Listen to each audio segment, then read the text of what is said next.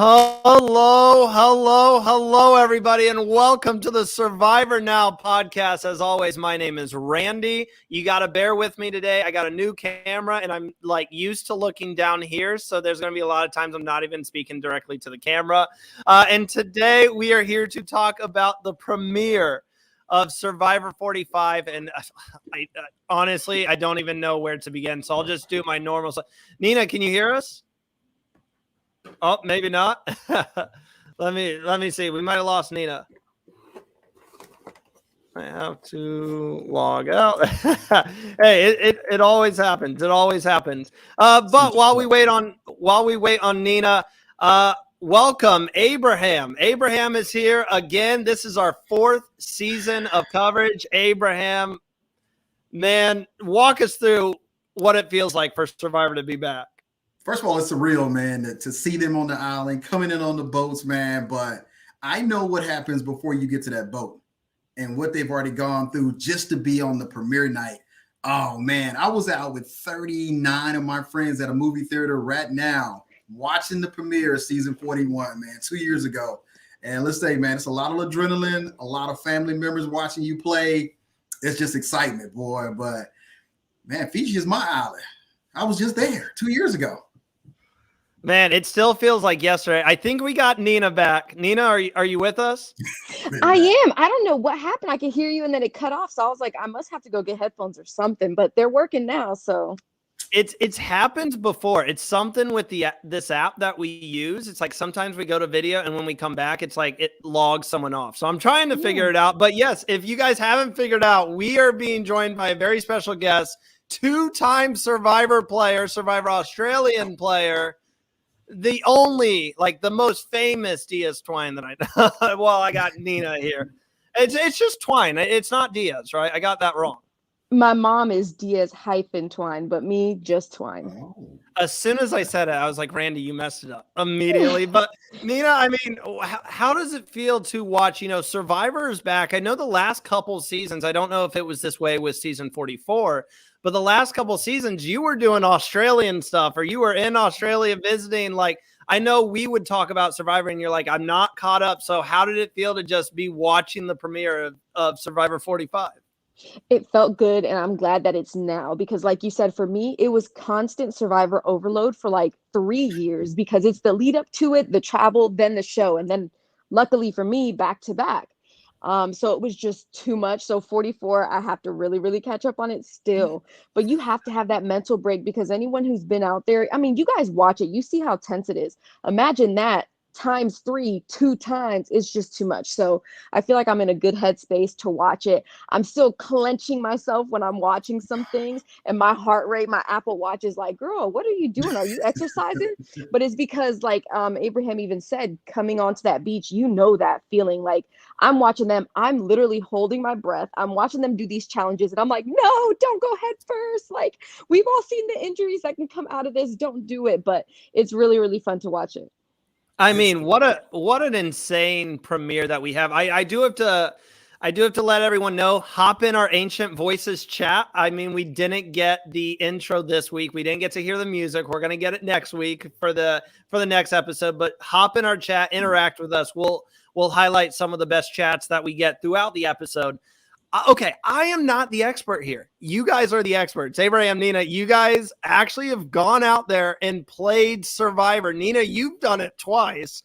So there's so much that I want to get into. I guess we'll just start with what happened at the end. I mean, in recent memory, this was one of the most chaotic. I'm talking about the buildup to Tribal Council. This was one of the most chaotic buildups. We had Brandon saying, I'm having chest pain. I don't know if I can do this any longer. We had Hannah, my heart's not in it. People want to be here. I don't. I want to be in a bed tonight.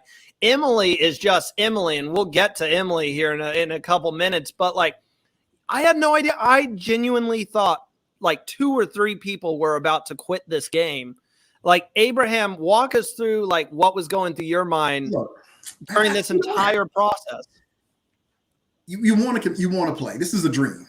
This is a dream. You want to play. You put in your application. You do your videos. You go through the whole gambit of people just to get that opportunity. The problem is, it's not like the chair. Survivor in Fiji is nothing like sitting in your chair wondering why they didn't do this or didn't do that. And when you get out there, you face the realization of this is not easy. Them bags are they're not light. Them coconuts, they're not light. Bruce coming back off he's coming for the second time, but he injured himself the first time.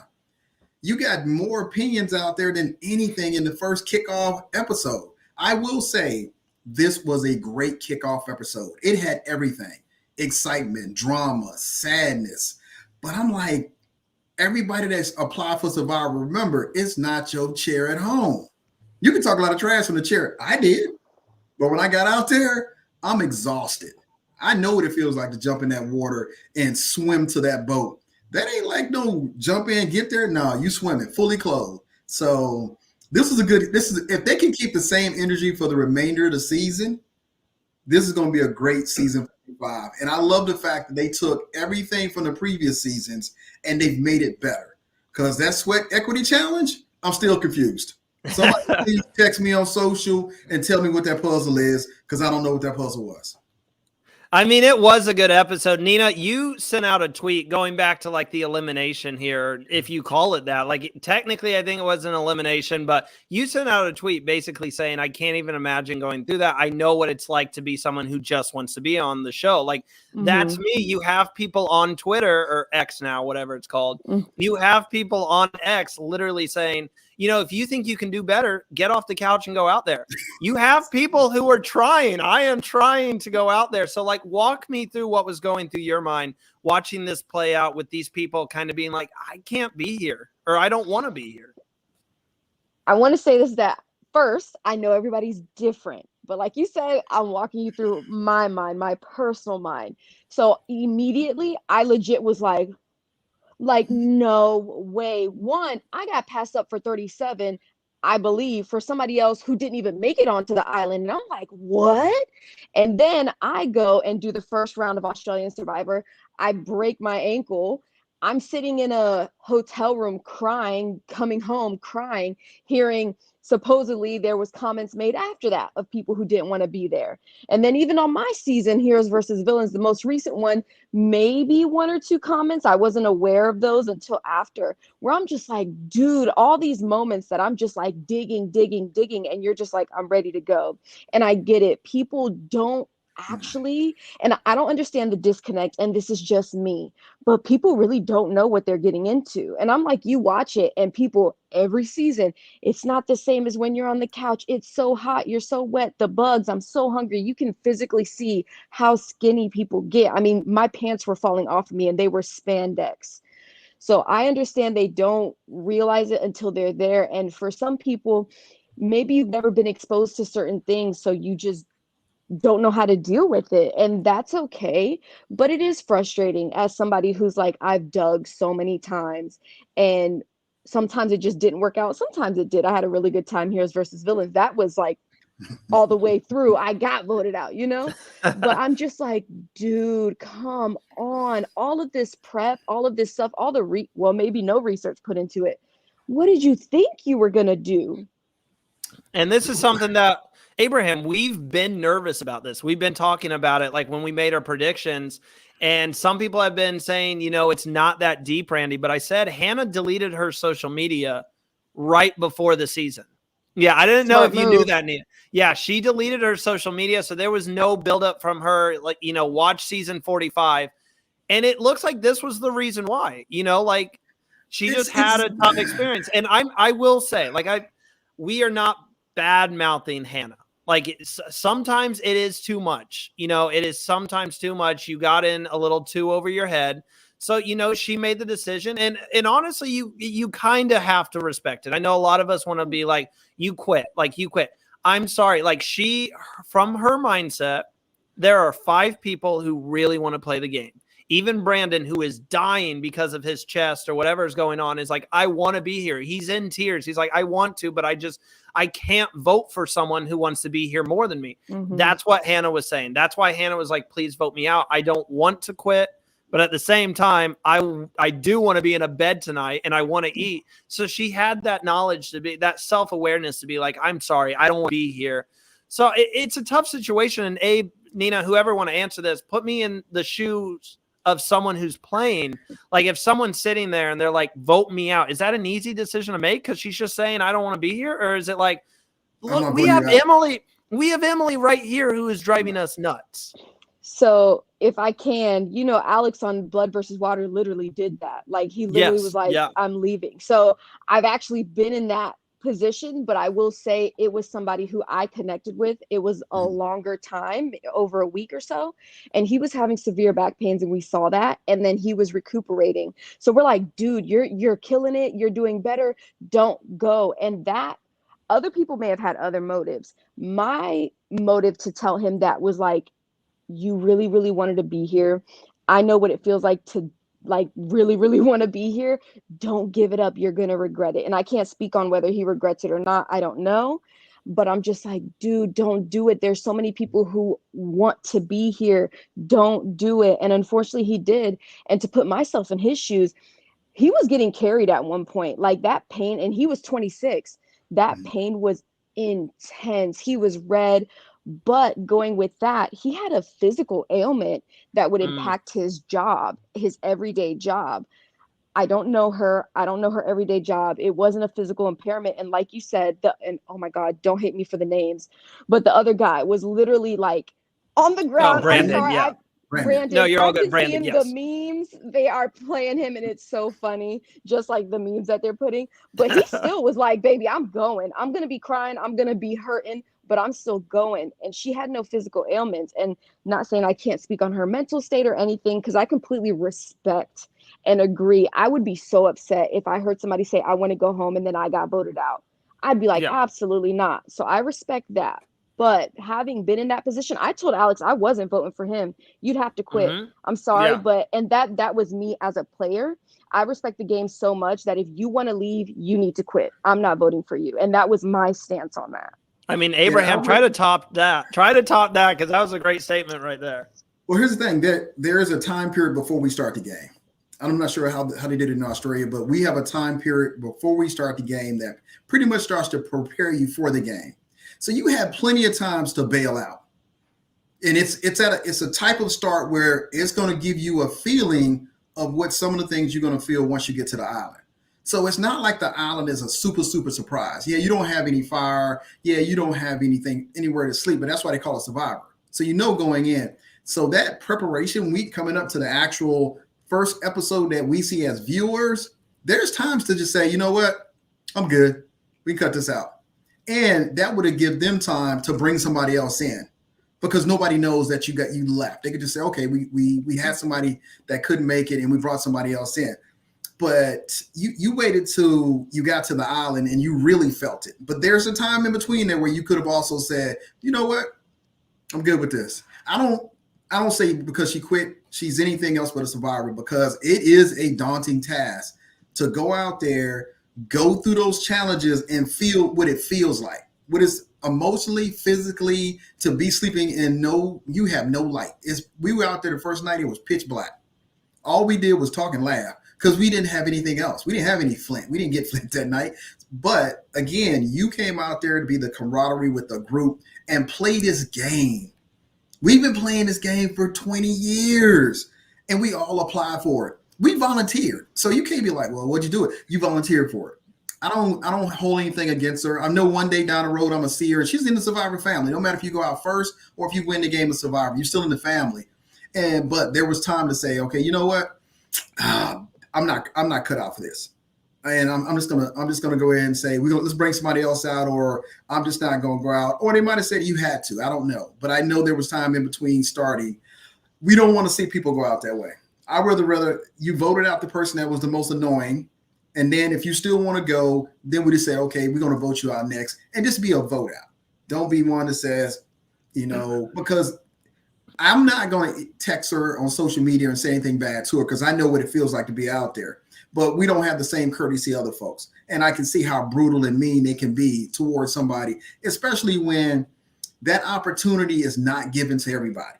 Nina had a great opportunity. When we saw you get hurt in Australian Survivor, I was like, I hope she's coming back. I hope they do the right thing like they did for Bruce, like they did for Nina, and said, we're going to bring her back. We're going to give her a chance. And you went out there and had a second chance and was able to compete again because you got hurt. You got hurt doing a challenge, and it's just hard to say you might never come back and play Survivor. Some of us may never come back and play, but for the ones that want to come back, that'd be me.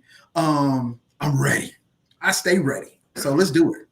Let me just add on top of all that, everything that was said, like if you're still sitting there and you're like, I have to judge this girl for quitting. If you're someone in my position, you have no place to judge until you actually go out on the island and experience what she had to go through those first couple days. Nina and Abraham, they can sit here and be like, we've been out there, we've played. But if you're someone you're a fan, you haven't done it yet, you can't say anything until you go out there and you actually try. Let's just get a few comments.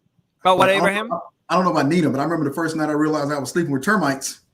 I was like, oh, what the world's going on out here? Mm-hmm. That's how you do it. That's Survivor. Let's get some of these comments in here. We got from Ian, it's reminiscent of Ostin's quit in Pearl Islands. That's a good way to say it right there. We have Josie Girl. Hi, Nina. Huge fan of yours. Your mom, too. I mean, how do you not love Nina? And then obviously Jay right here. You were right, Randy. You said not to choose Hannah. Good thing I didn't. Thanks. I'm telling you, you guys got to listen to me on those fantasy outlook episodes. And when I say not to play someone, Nina, we have you for a few more minutes here. Like, just what stood out to you? I want to give you the chance to speak on what you really need to talk about tonight. Yeah. So I'm gonna try and get my thoughts together. You're good. I put you on the spot. I know, but like, because I talk too much. But initially, right? So we're on the ship. Everything great, blah, blah, blah. Emily says what she says. I get why she said it. My initial reaction, like some people was just like, okay, like great. If I was on her tribe, I'd be like, this is fantastic. I'm going to blow this up. I'm going to do whatever I can, because she's obviously saying things day one in a negative way. And that's okay. But a lot of people are literally singing, dancing. They're so happy to be there. They don't really want to be shadowed by anything. That first, few moments when the challenge starts, you're scared. But I'm just happy to be there. And then here goes somebody saying something negative. So I would have immediately been like, we gonna blow her game up. 2, if I was Bruce, I would have been like, yeah, my advantage is laying down for 12 hours with a head injury. Please, if anybody needs help, please ask me. Y'all have gone through the same prep that I went through. I have nothing but 12 hours laying down with a head injury on y'all. So, okay. Next, of course, like Bruce said, he doesn't want to really jump up to do too much, and then he does. And it's always in the way you deliver it. And just like me, a lot of people aren't aware how they deliver certain things. Mm-hmm. I would do my best to just be quiet. Like those first few days that I was there, it was just introduction, funny stuff, nothing serious, until I felt like I was with somebody who I could be serious with. Challenges. Oh my God, I even put this in a tweet. Having played, especially in Samoa, similar to Fiji, other than, the Outback is completely different. Yeah. Anytime I see them with their clothes on, I'm like, take all your clothes off, please. I saw that tweet. You were talking the sneakers. Like they kept jumping in the water with the sneakers. I was one of the only people in Samoa who did not have trench foot, peeling skin, all this, because I was barefoot anywhere I could be. I was wearing sandals anywhere I could be. Forget the shoes. Unless I'm in a challenge, no shoes, no clothes. Everything's hanging until I'm going to sleep. I am so sorry to interrupt you. I just have to add to that point. I loved when I saw that tweet. Is Survivor US telling people not to take their clothes off anymore? Because I'm sitting there and I'm like, if I'm jumping in the water, I am in my underwear. I am taking my pants off. That's not how it works. So when you're doing the challenge and stuff, it's like being on a boat. You don't have time to take everything off to be on the boat. You have to jump in the water. The way where they're editing, it just shows like we got time to sit here and think about it. No, literally when you go through it at full speed, we're going through the challenge and Jeff says, you got to get in the water, and we're jumping in the water. It's not like, and then you don't have anywhere to put that stuff. Where are you going to leave it on the boat? You're not coming back to the boat. They had time because the first part of the challenge was getting stuff out. It's called a quick change. I'm ripping off my pants. I'm taking my shirt off. No, it looks like due to the editing, they do have time, but it runs. They tape seamlessly and then they cut it up. We didn't have any time. Matter of fact, I can tell you one of the changes that would have benefited our tribe. We wasn't able to talk to each other before the challenge started On season 45, he said, hey, y'all can strategize.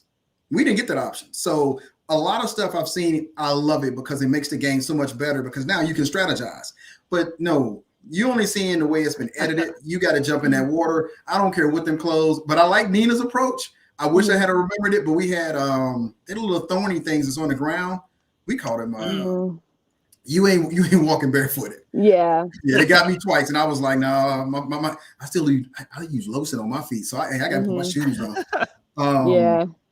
Nina, I mean, which side are you on? Do we have time to take off the clothes or no? Absolutely. Well, for me, absolutely. Anytime I can, if there's a moment where I'm standing there, I have been in challenges where I see somebody do something, for example, going through the mud, and I have on a loose shirt and a bra, and I'll be like, abort the shirt.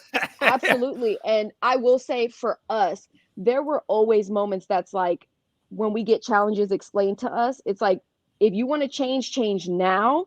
Once we're going, we're going. Now, if you're lucky enough, like I said, you literally have something you can yank it off. But if you're trying to undo your shoes and you're screwed. Mind you, we never had to like jump off of a ship. So that hasn't been anything for me. But there were always moments. If I see something, and that was me, even the first time around, I'm like, ooh, I really don't want to be weighed down by these pants. I'm going to go ahead and take these off. And unless they told me to stop, I'm just doing it. So that's just one of those things that watching them, I'm like, stop, don't do it. Now, let me just tell you, Nina. Go ahead, Abraham. Keep in mind, and I want to ask Nina because hers is different. The mic. You always had to have something to keep the mic hidden.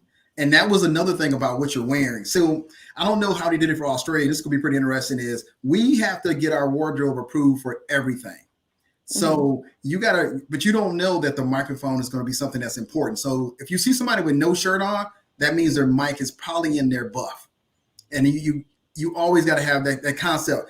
But when the challenges start, we're just like Nina. You can take off anything you want. You can strip down once the challenges start, except for that first challenge. Every other challenge, like the mud, I'd have been in there with no shirt on. Nothing. No chance. Some spandex and like Nina was saying, like, why are we going head first in the mud? And I did point this out as well. I did point this out as well. Jeff, as soon as Bruce got to like the challenge, Jeff yells, keep your head down. Yeah, and I was like, you savage. Not only that, but when Brandon took a tumble down the wall, he was like, well, you wanted Survivor, Brandon, get up. And that's what there were some people who are like, Jeff, that's aggressive. No, we want that Jeff back. We want it. And same with like Emily. A lot of people are like, man, Emily's a villain. Boo.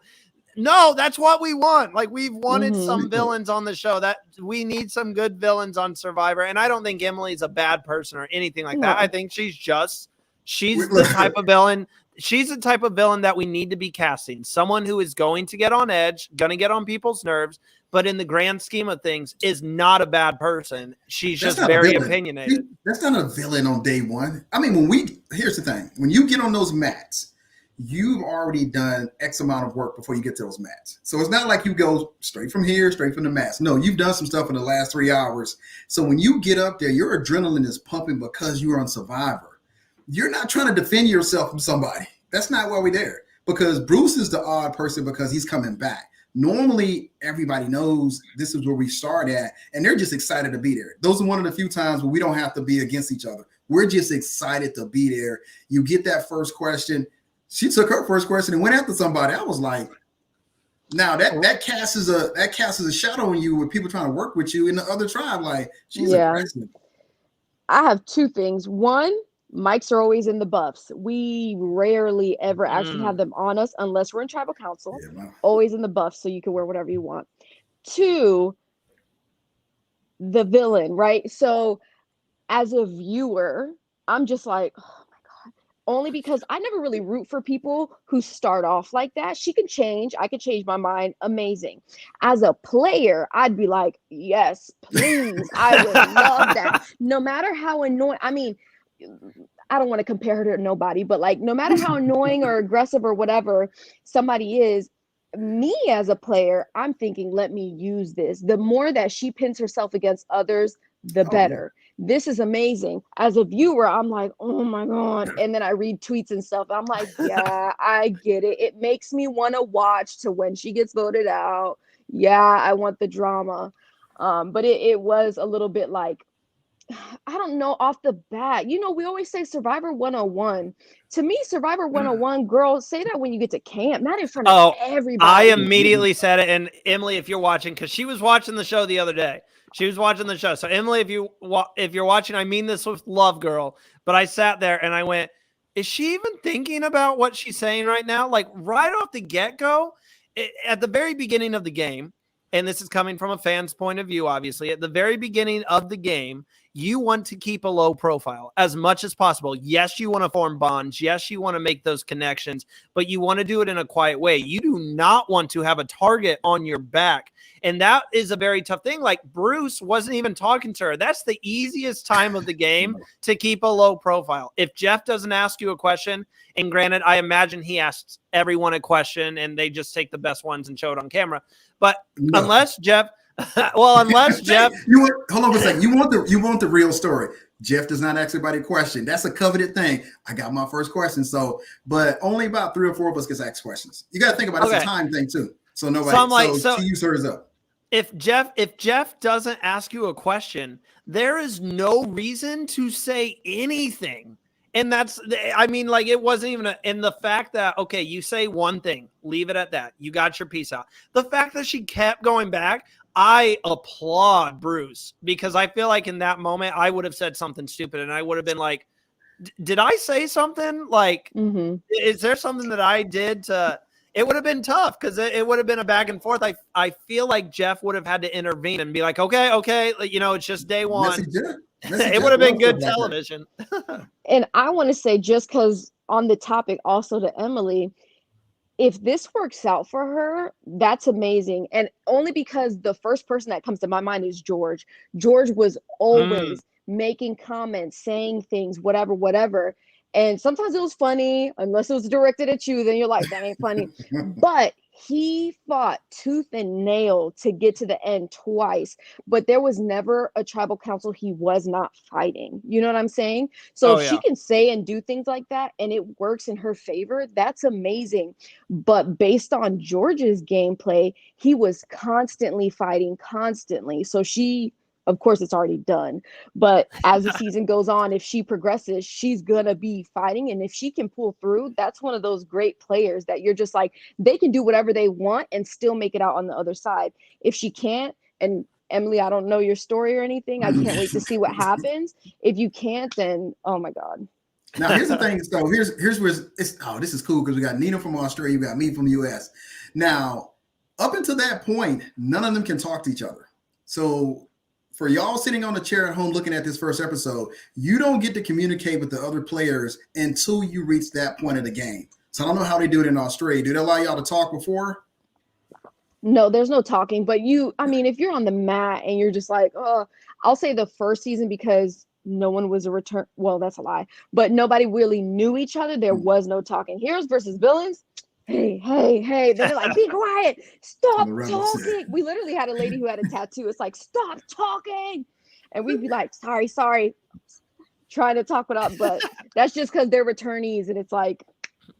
Yeah, we spent a week on the island, and that whole week, we spent 3 weeks together. But in that first week, the week leading up to the actual show, we don't talk to each other.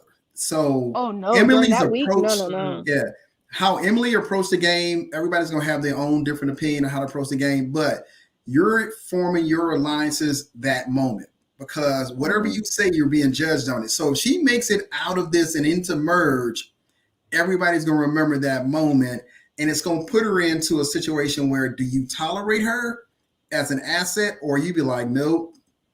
Because the beauty about it is those little snippets of when they're talking don't coincide with the actual show. They put those in, which is, I got to give them credit for this first episode was great. It worked in the right spots because when they started talking about the pyramid, she was like, I don't know about the pyramid. What y'all talking about? I got to highlight this comment really quick. Jay says, that's Emily for you. Like she said in preseason, she's aggressive and direct. Yes, definitely. I'm going to get Abraham's opinion on this when we get back from our ad break, but I want to get Nina's before we lose her here. So Nina, who's in a better position moving forward? Or I guess I should ask, who's in a worse position moving forward? We saw in the preview, I don't know if you saw the preview for next week, but they were highlighting Emily when people are like, Emily just gets on your nerves. Who's in the worst position, Emily or Brandon? Because Brandon had a really, really rough first episode. Based on my experience, Emily's in a worse position because I have noticed with what I've seen and what I feel, challenge performance isn't that big of a deal breaker anymore. Mm-hmm. I've watched people struggle, but they keep on pushing. And I will never, ever base my vote unless it's for the group, and everybody's like, be the majority. But I will never go, I'm voting them out because they did poor in the challenge. No, he was digging. He did not stop. He was made trying, it onto the shit. You know what I'm saying? He still made it over that little steep thing, whatever platform. So for me, social game is really important. And I watched both seasons. I watched the first few people who went home make decisions that I was just like, oh, you screwed up. You shouldn't have done that. Because when you annoy people, it's not your performance. It's not you around. It's not anything. When you actually annoy people or rub them the wrong way, and it's everyone collectively, it's harder to come back from it than saying, man, this challenge just wasn't mine. Wait for the puzzle challenge. Dude, I told all of them, I said, look, as far as swimming goes, y'all are professionals. Let me do the puzzle. And I delivered on every single puzzle. So my challenge performance, you know what I'm saying? But I was up front with it. And he's up front with it. He's letting people know. He's telling them, guys, this is my status. I want to be here, but this is my status. I want you to know I'm laying down because of this. And I've had a few people that are like, oh, I need to lay down. And I'm like, lay down because we need you. We need you to be here. We need you to be a part of this. And I personally have come across people where I'm like, I'm trying to bond with you, but you're making it really, really, really, really hard. And that to me impacts more game players than any kind of physical ailment. No, well said. I mean, I agree with the fact that like Brandon is someone you just got to think, put yourself in perspective. You're at home, you're hanging out with friends, you're having a party or whatever, and you have someone that is just annoying you. These people are experiencing that on no sleep, no food. They're all hangry. Like that's going to be elevated and it's going to get old very quickly. Nina, you have something else? Really quick. I don't want to change shows, but Big Brother. Yes. I can't remember her name because it's so many episodes. But anyways, the girl went into like the pantry and was like, I'm surrounded by people, all that. I have done that and it's always been like one or two people where I'm just like, oh yeah, this I think is it was amazing. Mimi, if I remember Mimi, yeah. Me, I'm just like, I've never screamed or anything, but there have been moments where I'm like, please, sorry, just need to go take a whiz. And I'm just like, because they bother you so much. And then you make eye contact with somebody. You're just like, oh, they're getting on your nerves too. This is amazing. Let's all come together and do something about it. Because that morale around camp when you're hungry, you're tired, you're constantly wet, crabs are crawling on you, rats are hanging around, your stomach is hurting. That morale really impacts you. So hopefully she can have a turnaround or something, sways in her favor. I almost think if she's lucky enough to have somebody break her wall down, not saying she has one, but, like get her personality. If she can find somebody she can click with, she'll be good. And I think you'll also see that change because she said it herself. I'm surrounded by people that I cannot connect with. If she can find somebody she can connect with, I think her whole game will change. I mean, there's a certain level of vulnerability comes with playing Survivor. And I want people to, as a viewer, I want you to know, she wasn't just there one day. That is not one day of being there. And then I said, I quit. She had been there several days before she got to the part of tribal council. Because we don't vote after the actual challenge. So we're there a couple of days. And then you go to the next challenge on the third day. And then that night. So she had been there for a while. So to feel what it feels like to be on that island. But you're right. Peace for all future players. Them first couple of days, be peaceful. Just kind of figure out what's going on and just be peaceful. Mellow out. It's funny they've already painted Bruce as the one. He didn't want to say a lot, but he is saying a lot. And it's like, how do you think a shelter gets built if everybody stands around looking at you? Like, what kind of game we playing? And I want to add on to that point about being peaceful. There is a difference between being peaceful at camp and then in gameplay. I have had people that I'm surrounded, let's just say like I was really close to Josh season 1, right? Yep. Love him, talking, laughing, having a great time. When gameplay is going on, it's let's go, what's the names, what's the idea, that's chaos, that's gonna happen. But when Everybody's it's scrambling relaxed, at that. Yep. yeah, and there's a difference between being peaceful throughout the days at camp and being peaceful through gameplay. Nobody's really peaceful through gameplay, and that's to be expected. But when we're just hanging out, having a dumb conversation about conspiracy theories, and you're just like, yeah, no, I get it, because sometimes my sister goes on rants and I'm like, girl, where are you even getting that What from? are we talking about right now? Yeah, I feel that with my brother. Yeah. You still listen, you still like, I'll probably pick at you and be like, girl, well, I don't want to say that because there might be people on here that believe certain things, but I'll throw another one out like, oh, if you believe this, you must believe that. And she's like, I do. And I'm like, oh my God.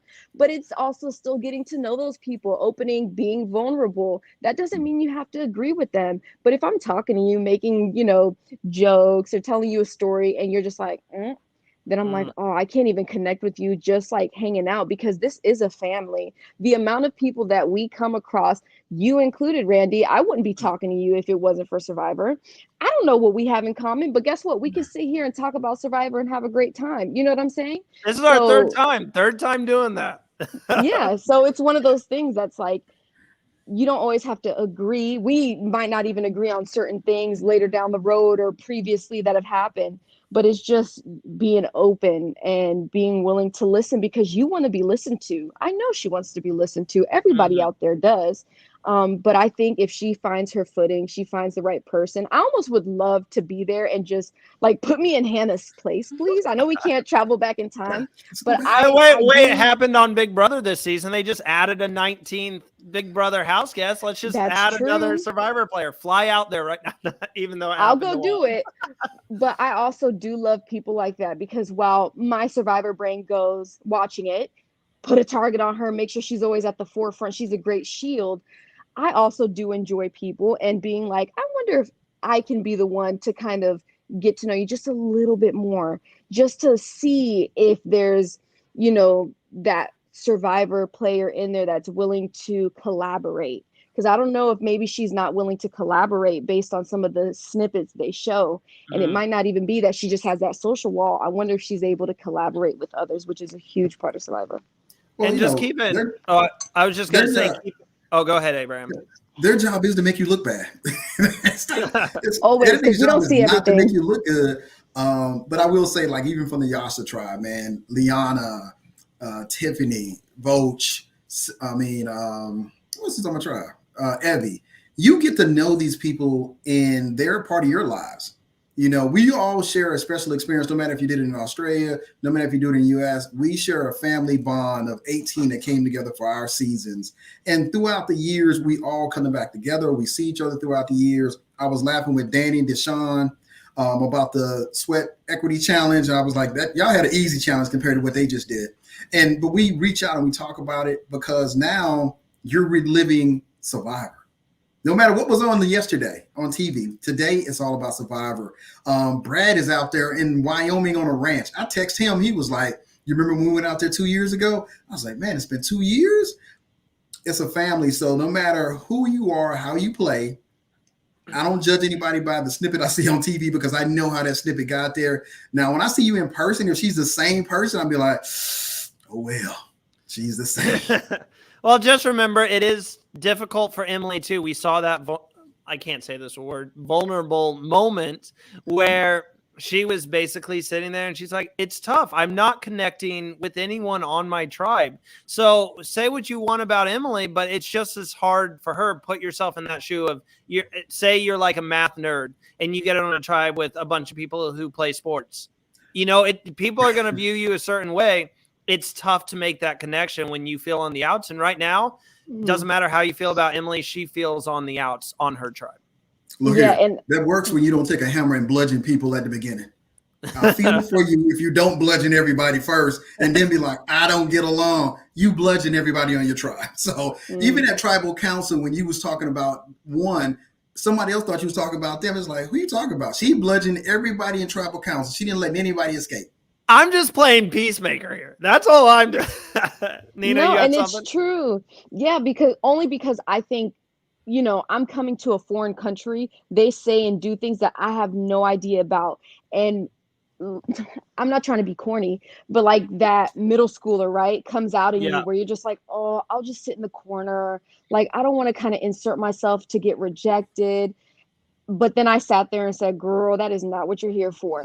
And for me, I had that very quickly. They were talking about football, right? And I'm like, oh, yeah, football. And they're like, no, we mean soccer. And then other people are like, no, we mean AFL. No, we mean rugby. And I'm like, which one is it? Nina's into all of these sports. If you didn't know, she watches all of them. Right? And so I come out and I'm thinking, how can I then make the connection? All I did was listen because people love talking about themselves. I turned it around. I asked questions. They asked questions of me. It opened a dialogue. I did that, fortunately, quite quickly, which then got my footing to make those connections. And again, we're just seeing snippets. She might have tried. She might have been rejected. We don't know. They might not be showing that. But when that, let's say, previous experience comes in and you're just like, oh, I just want to close up. Survivor's the place. You can't really do that. So I'm hoping, like, although I don't necessarily like the way she came out, only because I am more of she said a pessimist, so I'm an optimist. I am. So I like that positivity. Everybody's jumping and singing. I do like that. But I also have that little bit of hope analyzing what we see and what we're talking about now, where I'm just like, girl, get your footing and dominate this. Just get out there, be open, be willing. And hopefully she can just, connect with at least one person. We can have some we can have some fun with it though. Every time that Emily jabs back at a player, make it a drinking game. Take a shot every time someone says something. Yeah, Look, I've been exercising. I'm trying to be healthy. I'm telling you. I just went through a breakup and everything, so I am on the whole workout train right now. Gotta work out a little bit. So, Nina, before we let you go, I just have to say thank you so much for joining us. I know you're staying up late with us. You have your Halloween shirt on. It's almost fall time. Your hair is looking amazing. It makes my hair look terrible tonight, but when we come back, your skin looks amazing. Oh, thank you so much. When we come back, we're going to be talking the Sweat and Savvy twist, but we do have to vote someone off. And I'm sorry, Nina, Abraham and I have already spoken, and you're too big of a threat. We can't leave you here. We got to vote you off. Nina, you didn't even give me a chance. No, I just figured you've already played before. You're too big of a threat. I mean, Abraham's only played once. I haven't played at all. We gotta vote you out. But Nina, anything else you have to say before we let you go here? Can't wait to see what this season holds. I'm sweating right now, even talking about it. I'm probably going to be on the edge of my seat for every episode, especially now that they're, much longer. I'm pretty sure I'm going to talk to you guys at least one more time because I am actually excited now that my Survivor brain is open again because it's just overload, dude. But yeah, thank you so much for having me, and I hope you guys have a great rest of your chat because I'm going to sleep. I got to drive tomorrow for an hour and a half. Good to see you, Nina. That's like Hannah tonight. Hannah said, basically Nina's saying, I want a bed. I'm going to sleep. So Nina, name the time and place. If there's an episode you want to come on, the invite is always there. The door's always open. We're going to take a quick ad break. When we come back, we will talk about that Sweat and Savvy twist. We will be right back. Hi, Survivor Now podcast listeners. I am Katie from KT Designs, better known as Katie Tedesco Art on both Instagram and Etsy. I have been designing and selling Survivor products for over 7 years at my Etsy shop, including replicas like hidden immunity idols and Survivor trading cards with all of the players' stats on the back. I am so grateful for Survivor Now for giving me this shout out and helping me reach even more super fans. I love listening to their podcast. So if you are looking for some really unique reality TV products for yourself or to give a super fan in your life, come check out my Etsy shop at www.etsy.com/shop/KatieTedescoArt.com. Abraham, we've made it. We've made it to the final two. It's you and Final I two. right here. Wait, You hold gotta on. put it I got something. Hold on. I got to vote out. All right. You can't see my shipping address. In this package. All right. I'll pull it out. Drum roll, please, Abraham. Yeah, that's a good drum roll. There it is. You just saw the ad. Sorry. It might, hopefully it focuses. There you go. It's a new It's camera. focused. There you go, right there. Yep. It is Katie Tedesco art. It's her mystery package. This can be one. I'm not going to open it. I'm never going to take it out. I have no idea what's inside. It's a mystery package. This can be won with our fantasy competition. So if you have not joined our bracketology fantasy competition, make sure to do that. You can join by the link in our Instagram bio. It is not too late to join. You can join whenever you want. But you're now a week behind. The points are going to count this week. So if you're going to join, you need to do it by next week, or I don't know if it's possible for you to come back by the end of the season, because to get a prize, you have to be one of the top 3 finishers. And we have over 200 players for Survivor Fantasy this season. That is insane. So if you want to get your hands on that Katie Tedesco art package, you actually have to finish second to get that package. But there's some other prizes up for grabs, like a custom pop, like my Cochran one for your favorite player of the season, or you can get a custom cameo as well. So if you want to get that, you need to get in that fantasy competition. That's the last you're going to hear me talk about it, because if you're not in by now, I don't know if you're going to be able to catch up. Abraham, are you doing it this year? Are you in the fantasy competition? No, well, you have your own team. I was doing a couple of other things this season. Also, we were just coming off of doing season. What season we did together? Me, Matthew, and Ollie. Cambodia Second Chance. Yeah. Second Chance. So we were just coming off of that. So I was kind of taking a break from Survivor in anticipation of season 45. I did not know episode 1 was going to have such fire in it, because I'm excited to be a part of this whole family too, of craziness called Survivor. But this season, I mean, from the start to the finish, this was a great episode. It had everything. So good. It had everything. I like the fact, and we haven't talked about it, but we will. We're going to talk about Austin. I like the fact that they put a little bit of everything into this season. And you got to look at these challenges, man. Them challenges was nice. I don't know how you don't like this. If you don't like this premiere episode, I just noticed the lights on. That's been on the entire time. That usually isn't. If you don't like this first episode, are you sure you're a Survivor fan anymore? Because it had everything. I was jumping up and down. I was running around my living room. For those of you who don't know, I'm sick right now. I've been getting sick the past 4 or 5 days. And it was just a burst of energy. And then I kind of passed out on the couch and I was like, okay, regain myself before the podcast. But I was shaking. It was just exciting. It had everything. We didn't have too many advantages. There's one advantage in this episode. We had a classic Survivor intro with Jeff standing on the boat. And yes, he didn't say the 26 days, 18 castaways, 1 survivor. But he didn't say that, but he did say something else where he's like, Survivor 40, it's back, or something like that. And we got everything you wanted in this episode. For everyone who's saying, oh, I thought we were going to get the intro back. We are getting the intro. That will not be until, it'll be next episode. It's not going to be in the premiere episode because they always do their special intro.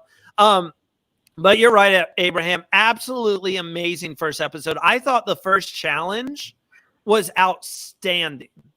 I don't know. I love the fact you're going to pair up with someone. Go ahead, split up in the pairs. I thought it had everything you needed. Granted, there wasn't a puzzle really, but you had to work together. There was a great story behind overcoming adversity where Brandon couldn't get up the ladder. My mom's sitting there. She's like, it's just a ladder. And I'm like, okay, I've watched you try to get into a boat before. It's not easy to get out of the sea like that. And he was able to overcome it. So we had that beautiful moment. Abraham, this episode had everything we needed for a Survivor premiere. And it makes sense why the marketing team for Survivor 45 has been outstanding. Yeah, we've seen the Survivor stuff everywhere. You know, it's crazy because you got where they had the buff. They sent us the actual filters to do Survivor stuff to see where we would finish at. So marketing has been outstanding. Brandon. I feel you. I feel your pain. You got to feel for him. He's like one of the biggest super fans, Abraham, and he really, really struggled. Here's the thing about it is there's a difference, and I will iterate this several more times. It's a difference with being on your chair and actually being in the game. So Brandon was actually in the game, and he realized it because they said before you started the challenge, determine who's going to do what. Brandon said, I'm going to swim. It's not a short swim. You can tell when they dove in the water, they had to swim to get to that, and then they had to row back. So he gave it all he had. And I know how he feels at the end where you're just gassed. You just gassed. But you know what I like about Brandon? He didn't give up. Brandon said, I don't care. This might take me 15 minutes time, but I'm going to climb up this ladder. And he got up there and he crawled to the mat. And they almost won. I don't know if you know, they almost won. If they'd have had probably 2 more minutes, they would have been the one winning coming out of that challenge. Well, and we have to say props to Sean because Sean was, huge. His tribe, well, the Lulu tribe in general, they were telling Sean, go back after him, go help him up. Sean was there every step of the way trying to help him out. He kept saying, I can't do it, Sean. And Sean kept saying, get that out of your head. You can do it. You're going to do it. Here, we got Jay in the chat. Exactly, Randy. This was a great premiere. Even though the ending wasn't the best, it was very fulfilling. And then Josie Girl right here. Yeah, this premiere made me feel like I can apply for the show again. It felt like older version of Survivor. I loved it. It was very good and very entertaining. Abraham, real quick, before we get to the Savvy and Sweat, I know everyone's probably wanting us to talk about that and Austin's advantage. We're going to get to it. Let's go ahead and get to, we haven't even talked about the 1.5 hour long episode, the 90-minute episode. Did it ever feel slow to you? It didn't feel like 90 minutes. If you go to my Instagram page, it'll say, look, this was 90 minutes. It didn't feel like 90 minutes. It felt like we were just looking at Survivor. You think I was looking and be like, oh, how much time we got left? It was so captivating that if that's what 90 minutes is going to give us this season, they did the right move by giving us 90 minutes because they packed it up full of everything. And I was like, oh, Survivor going off? I've been here for 90 minutes? So it was... When they made the 90-minute change, I was a little concerned because I was like, okay, what you going to feel in 90 minutes? We're going to see more tribe life, what's going to go in there. But this episode here, and I hope it's the rest of the episode, it just had a nice flow to it. And this is what Survivor, and I like the fact 41 to 45, I see the changes. I see where they made it better at, and I see where they've changed the game to kind of get us a little bit of the old and have us a little bit of the new. Because we're going to see that with Austin, where you got the beware advantage on day one. There was no idols on day one on any previous season for our new era. So I like these changes. So this is exciting, man. I'm happy to be back a part of this family of craziness. Oh man, it was so fun to watch. Let's get to the Sweat and Savvy that everyone wants us to probably talk about here, and that is. It changed. We had a whole new twist. Okay, 2 of you are going to do the Sweat and Savvy. This was a twist. We're not going to send you to your camps, and it's not waiting for you at your camps. We are going to take you on a journey, which I'm already intrigued. I was like, okay, this is a little bit weird. And then they get taken to a separate island, and we find out that, oh, you guys aren't just competing against the time. You also are competing against each other. It's the first pair to finish.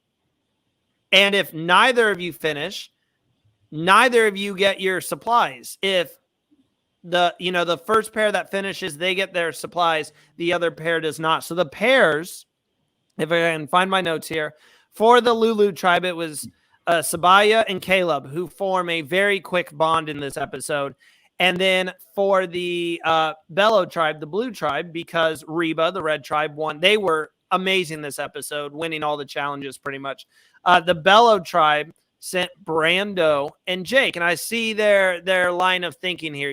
Jake is going to be the physical part of things. Brando's going to be the strategic or the smart side of things. So Abraham, we see both of them. first walk me through the challenge. This is tough. You have to move logs and you have like this nearly impossible kind of puzzle to figure out. But not only that, neither of them finish. And we see people like, I'm sorry to bring her up again. I know we've talked a lot about her already, but we see Emily basically saying if they come back with nothing, they probably got a reward or something like that. Like the pressure was there and neither pair was able to finish it. This is the first time we've seen a Savvy and Sweat challenge where people failed. Look, here's the thing. For all future Survivor players, quit looking at Survivor like you got to start playing hard on day one. You do not. To me, Emily is overplaying because you're saying, okay, they have to come back with something. We have no season where on day one you had to come back with something other than that pot, that machete, and that flint.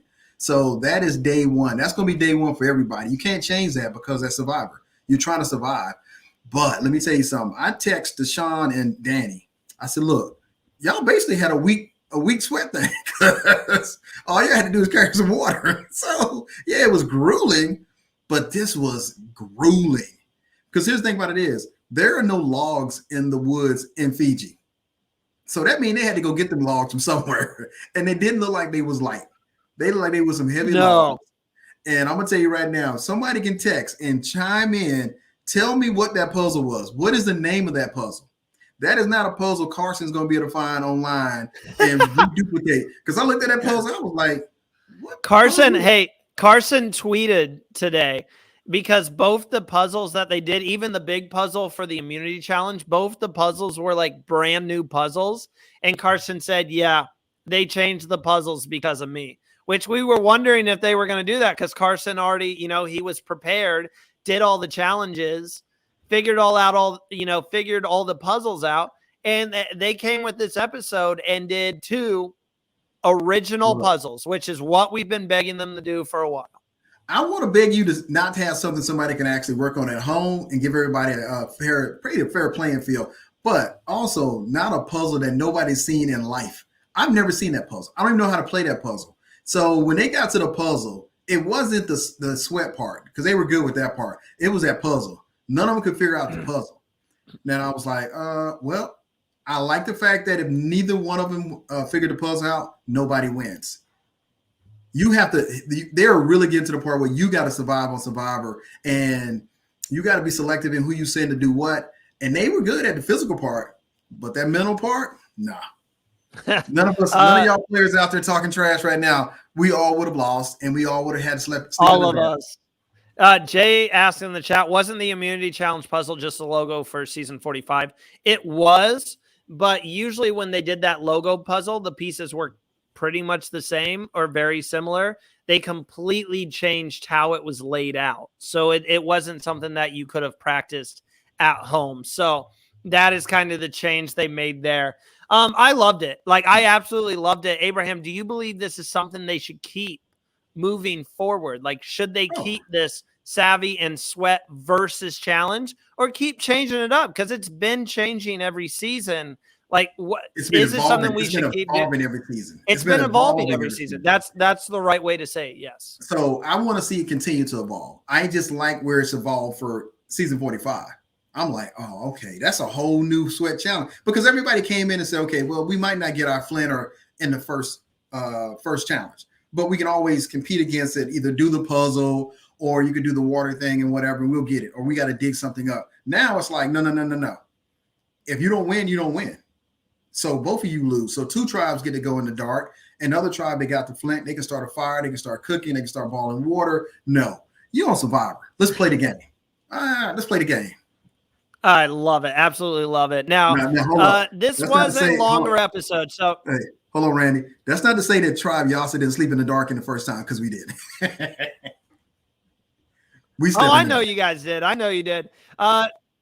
So these are 1.5-hour long episodes. So bear with us. We try to keep these podcasts around an hour, but it's going to be an adjustment because we got 90 minutes to cover. We're not going to cover everything in the episode.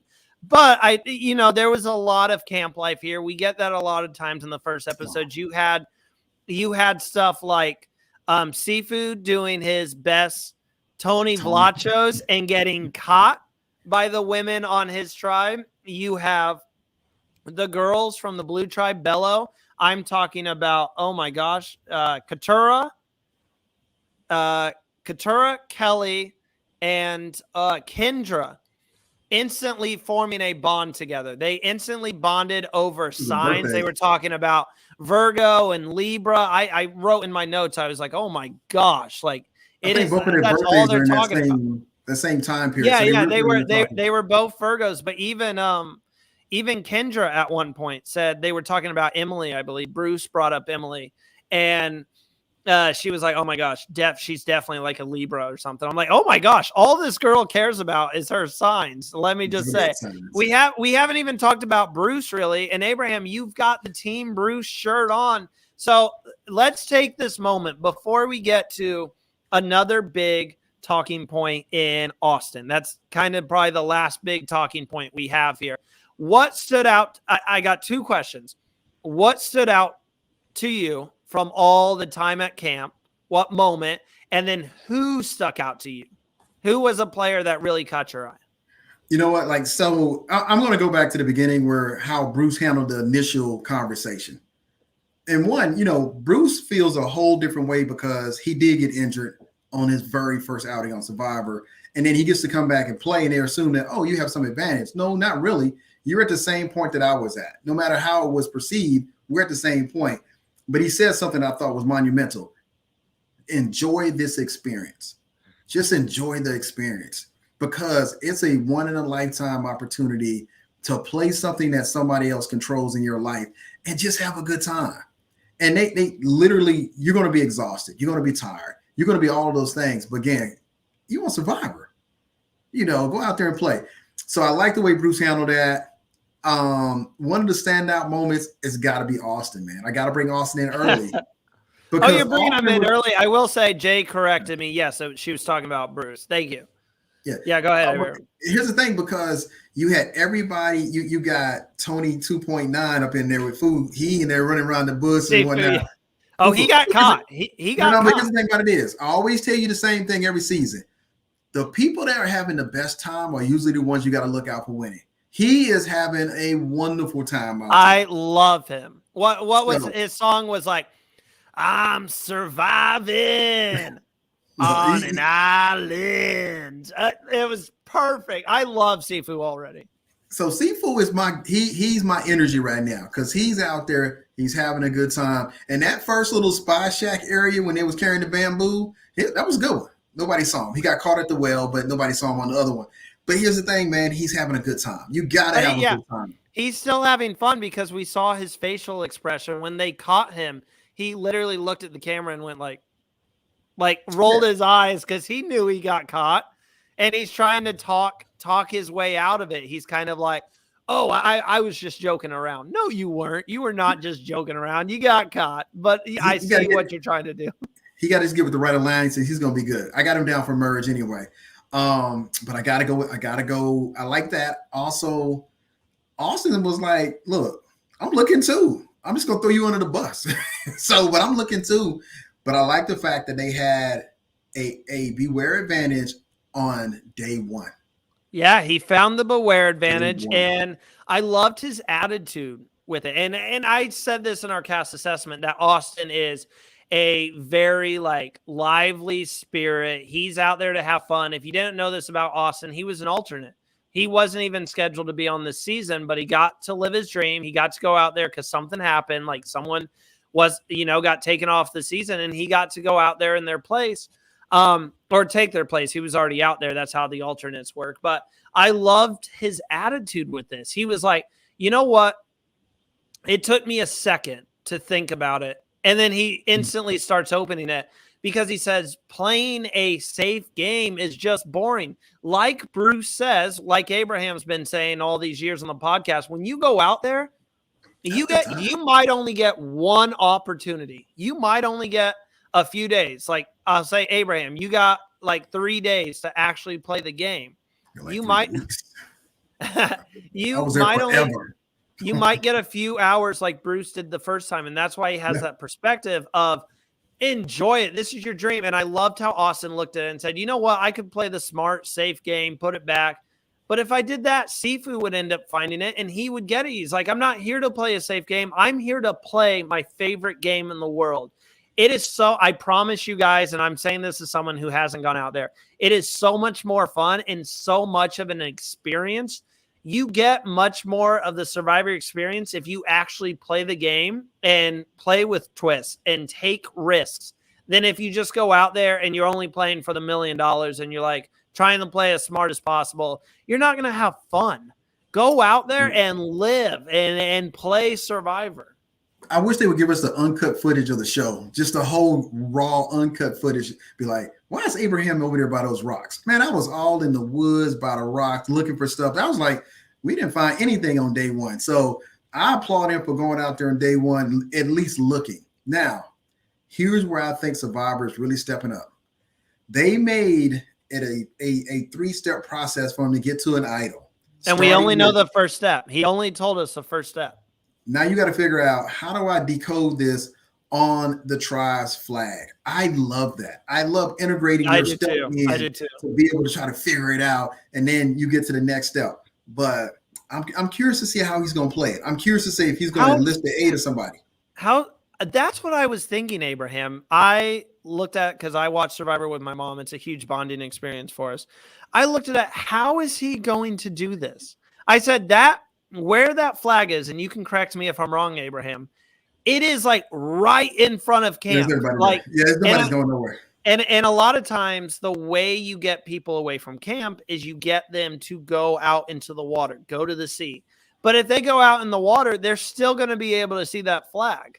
So like he's got to get people away from camp, but far enough into the woods that they can't look back and see you messing. And that's something, Abraham, that's not going to be a quick, oh, I got it. That's not going to be a couple seconds. You're going to need need quite a bit of time to decipher if I have to pair him up with somebody and say, okay, sometimes you, like I said, you need at least one or two players on your side. Yeah. If I was going to go, I think I would go with Maya. With Maya because everybody else has kind of said what their personalities like, except for Maya. So I think I would go with Maya and say, okay, you're talking Jay. So she goes by Jay on the show. I just didn't want anyone to get confused. Yeah. I would say, you know what? I got to build some trust with someone. Here's what I got. I think everybody else may not fit. So if I'm going to go with Jay. We're going to go and I'm going to need somebody to help me out. Because you're right. The flag is always wrapped there. And it's either, if you're not going to get water, if you're not going to get something to eat, you got to be outside. But we saw it was raining. So we don't even know what the weather's going to look like. But he has all the time, as long as they're not getting voted out, he has all the time to try to look for it. But you got to figure out when. That's why I love the fact that this twist is in there early. Because before we got the beware advantage, it's kind of was like, but then I heard something crazy.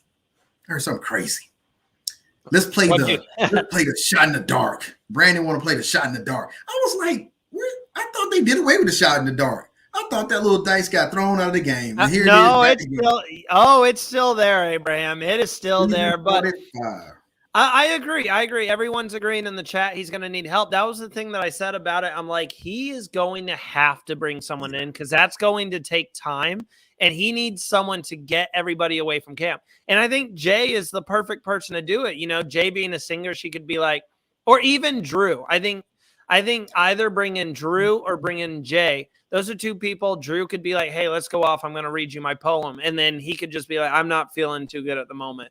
Or Jay could say, hey, let me go show you some singing techniques or something. You need someone to distract. You need someone to distract the tribe while you decipher this. And I don't think it's going to be something so easy. You put the paper on it. They're not going to make it easy for you. It looks like, I mean, I can't remember who it is. It might've been Jay, but someone walked up to the tribe and said, I instantly noticed there's a foreign language that I don't know. It's going to be difficult. That is the first of 3 steps. Now he could do it this way. He could sit in tribe at the edge of the actual bed or whatever they're sleeping on, and he could just sit there in the sand and draw it. He could draw the letters out with his letters and that letter, and nobody pay attention to it. So there's a way. There's possibly a way he could do it by himself. But I would sit there if I couldn't get it, if I couldn't feel any comfort between anybody right now. what I would do is I would sit out there and say, okay, I'm gonna look at the first letter. Okay, let's see what it is. Because you can look at the flag, it's sitting right there, and then try to do it that way. There's some ways to get it done. I'm just trying to build me an alliance early. Somebody, I always say, get yourself 1 or 2 people on the tribe and build your alliance. That way you can start building the trust you need to build. And you're saying that you have access to an immunity idol? That's dicey. Now, we can see like people have played it the wrong way in the past, and then some people haven't shared it with anyone and played it at the right time to save themselves and got themselves further in the game. So I'm just interested to see, but I love the fact that we have this twist. This is going to be, if season 45 is kicking off like this, I can't wait to see when it ends.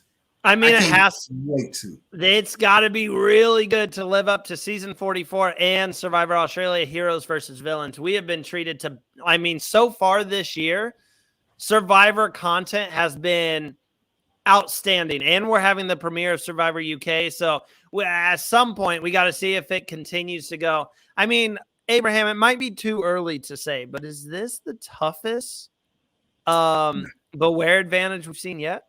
No. Because here's the thing about it is. Which one do you think was the toughest? The bracelets or the phrases? Well, the phrases because they're my season, but the phrases was crazy because you had to say the phrase and then the other person had to integrate the phrase, and they just never brought the phrase back. The bracelet, I like the bracelet because you had to use a social game. I think that every season it stands on its own. And I think this is just another season where we see the maturity in different aspects of Survivor to, one, hear what the actual fans are asking you for.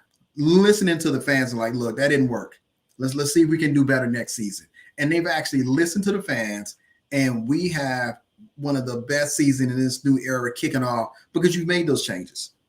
You know, I thought it was a horrible idea to vote out 2 people in season 41. Mm-hmm. You vote out 2 people in the start. Fans don't even get a chance to bond or have a relationship with anybody. They get voted out. And then they've never done that again, which I think is great. But at the end of the day, I like the fact that you out there, you're competing. Now that puzzle, for everybody that think that puzzle is easy, that puzzle is not. First of all, those puzzle pieces are heavy. You're exhausted by going through the whole obstacle course to get to the puzzle. So, and I wish they would just show people laid out on the ground. And we saw a little glimpse of somebody laid out. So I want y'all to pause that. That's what you're going to feel like. You're going to feel like you've been drugged through the mud, and now you got to try to focus on a puzzle. So it's going to be interesting to see. See, Jay agreed with Abraham. I mean, Jay is always here for us. Jay, Josie Girl, keeping the ancient voices alive. I agree. I think the new era seasons have been getting better and better. I thought, sorry, Abe, you're not going to like this, but I thought 41 was a really weak Survivor season. I think they were lost. They were trying to figure stuff out. 42 was better. I know people hated 43. I liked 43. 44 was outstanding. And so far, 45 is off to an outstanding start. I think they were, unfortunately, Abraham, you guys were the guinea pigs, and they have started to figure stuff out, and they are still doing Survivor in a new way, but they're doing it in a new way that makes it feel classic, and it's finally starting to feel like the new era of the game. Plus, players are starting to figure out how to play this new era. You have to go for these risks. You have to go for advantages, because if you don't go for advantages, you're going to have people having, 18, 20 of them, because that's how many they put in the game. So, like, you have to make those moves. And I think this is setting up to be one of the best new era seasons we've had yet. Let me tell you something. I know my season was different. I accept that. But again, we were the building blocks to what you see today. So we took the initial blunt of it. But I'm truly saying that I enjoy what I'm seeing now as far as CBS, Jeff, and them listen to the fans and then listen and say, okay, how can we make this better? How can we mold this into what Survivor should be for the viewer and for the actual players? Now you can't prepare for the game. You can always say, you know what, I'm ready to go out there. But we've seen that the nice episode is, it ain't real till it's real.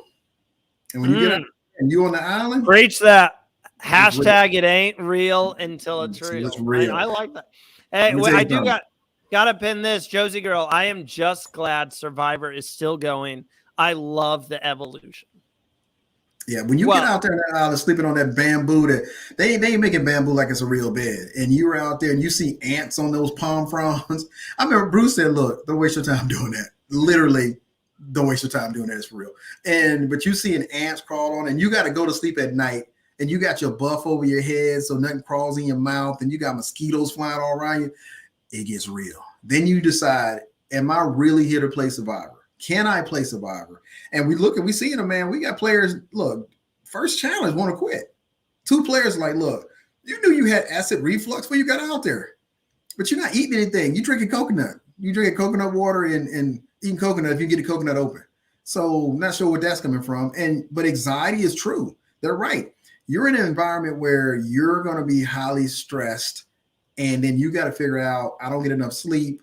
Then I got to play a strategic game. I got to talk to people, and you could doing challenges. Nah.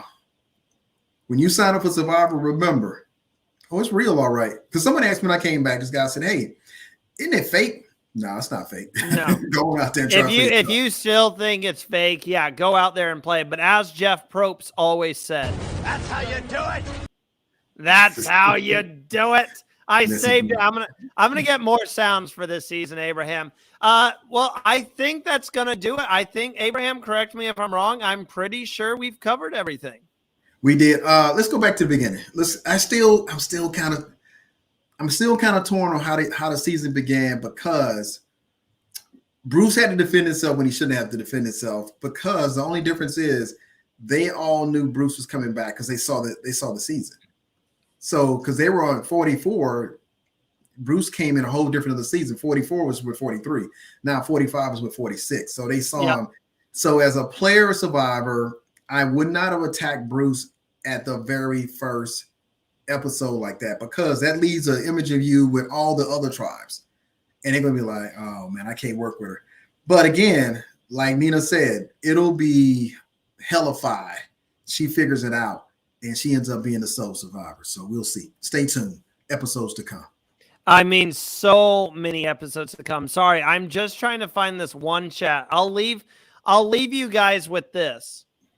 Benzo, my fantasy team consists of Emily, Hannah, and Caleb. So I'm going to need Caleb to pull a miracle for me.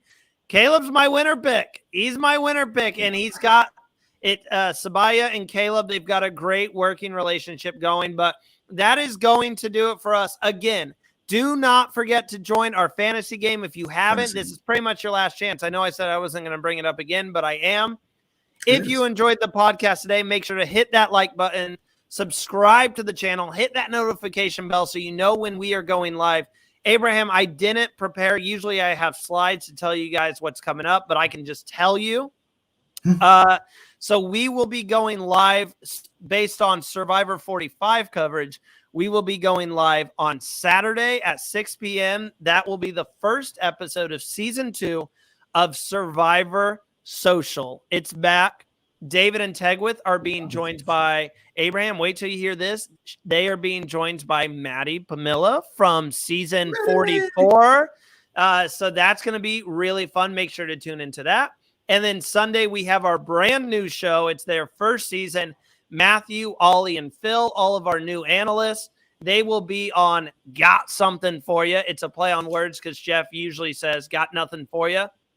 So this show is called Got Something For You. They are doing a video where they will be reacting to every castaway's marooning outfit. They're going to say whether it's a spark or a snuff. And they will be doing that with another cast member from season 44. Claire Raffson will be joining them on Sunday. And Abraham, we know Claire. She's a hoot. Claire's funny as all get out. And then on Monday next week at a new time, 10:30 p.m. Eastern, you can catch Jack and Will for Survivor Stock Watch as they look at all the analytics and all the EDGIC side of things when it comes to Survivor 45. And they are a bucket of energy. They are two of the funniest guys you're going to see in the podcasting world. So make sure to tune into that. I did forget to say what time the Sunday show is. The show on Sunday, you can catch them live at 1 p.m. Eastern Daylight Time. All of it's Eastern Time. So make sure to tune into that. Join me next Wednesday morning for Week 2's Fantasy Outlook. where I will tell you who to play, who not to play. I'm basically helping you out with your fantasy teams. And I remind you guys, last year the person who won fantasy was this guy right here. So you want to tune in. I'm talking about the bracketology fantasy, not like us picking a winner. Yeah, I won the bracketology fantasy. I also told you this week not to play Hannah, so I hope you guys didn't have Hannah in your lineups. I hope not. But other than that, you can catch the full podcast audio version on Spotify. It will be uploaded before your drive to work tomorrow morning. Check out all of our content on our website, survivornowpodcast.com. Hit us up on social media on Instagram at Survivor Now Podcast, on TikTok, and on X at Survivor Now Pod. Check us out all over the place. Abraham, woo! I practiced that. I had to get through everything there, man. Anything else you have to say to the people before we sign off until next week? If you thought they were joking on season 45, they're not. Just you got to stay tuned. If you think they're joking, they're playing Survivor. Whoever comes out of season 45 as a sole survivor, they went to work and they going to earn it. So let's see what happens in next episode. And we appreciate all your support. Jay says, thanks, Randy. I did join it. Perfect. And Josie Girl will be here every week. Thanks for this. You guys are why we do it. We love doing it. And it doesn't stop with Survivor coverage. Later on this week, Abraham and I will be covering the Amazing Race. So make sure to subscribe to our sister channel, Reality Now, for all of our Big Brother, Amazing Race, and soon to be Traders Season 2 coverage as well. And we're going to throw in the challenge there. So we are expanding. The show is growing. Thank you guys for tuning in, and we will catch you guys next week.